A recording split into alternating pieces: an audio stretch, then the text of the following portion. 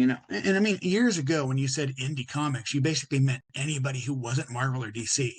Now, well, yeah, Dark Horse, ultimately Image. It's like now when I talk about indies, you cannot include companies. Any company, they're not an indie. Dark Horse is not indie. Image is not indie. Who's another big one like Dynamite? Dynamite.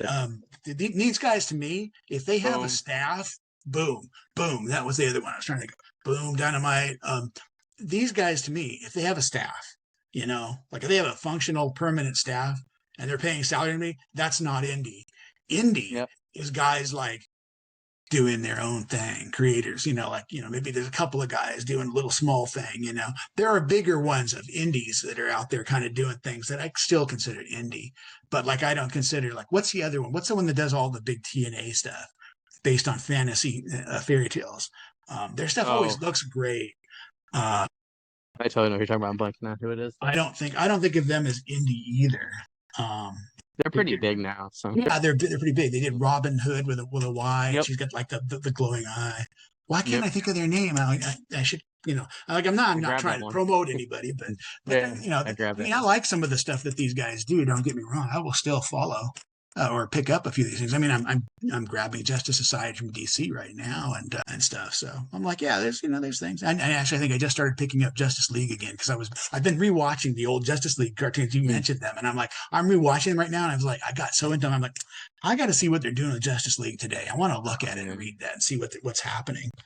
And I mean, I know I like the editor in chief at DC, Marie Javins, who I worked with at Marvel. She's absolutely spectacular. So I'm going, I've got to see, what's happening under her, under her leadership. It's like, I can't imagine that there's not some good stuff coming out of that.